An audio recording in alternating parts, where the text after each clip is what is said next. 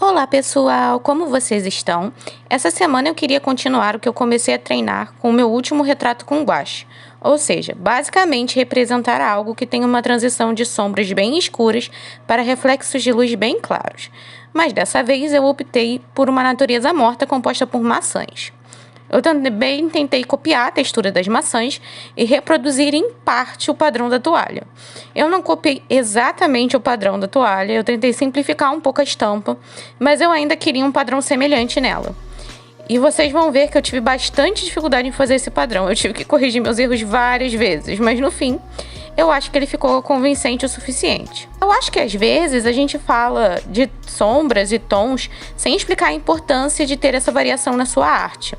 Mas não só ela ajuda a tornar a imagem mais legível e identificável, mesmo se você estiver vendo ela de longe, como elas dão tridimensionalidade aos objetos. Então, principalmente se você quer dar um ar mais realista para sua pintura, treinar a disposição dos tons vai te ajudar bastante. E é por isso que a maior parte dos artistas vai te aconselhar a começar a aprender realismo com grafite, em tons de cinza, e só se preocupar com a cor depois. É a transição do escuro para o claro, por exemplo, que distingue o topo da maçã da direita da lateral da fruta. E é essa iluminação que indica essa mudança de plano. Você também pode notar que eu faço uma mancha azul acinzentada no plano, bem na área entre a maçã de baixo e a da esquerda, e só com essa mancha e a distorção das linhas retas do padrão na área, eu consigo sugerir uma dobra ali, mostrar que o pano está levemente amassado. Eu comecei achando que essa pintura ia acabar meio abstrata e que as maçãs não iam ficar tão realistas como eu queria.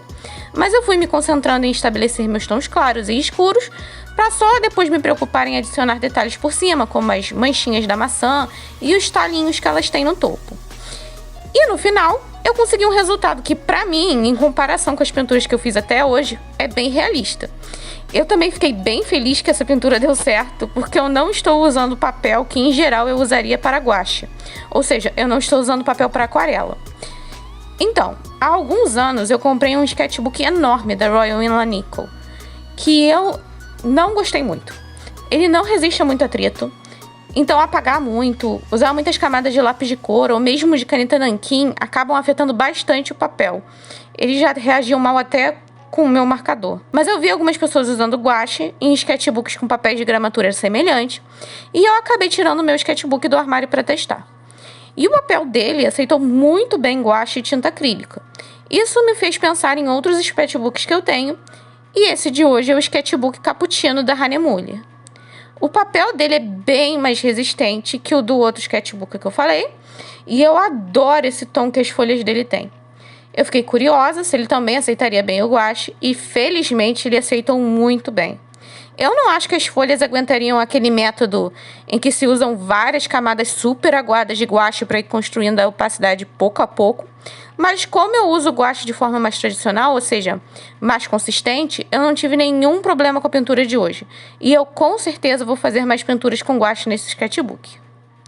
Enfim, por hoje é só, pessoal. Eu espero que vocês tenham gostado do vídeo de hoje. Eu vou pôr o link da referência que eu usei na descrição. Obrigada por assistir. Vejo vocês na próxima. Tchau, tchau!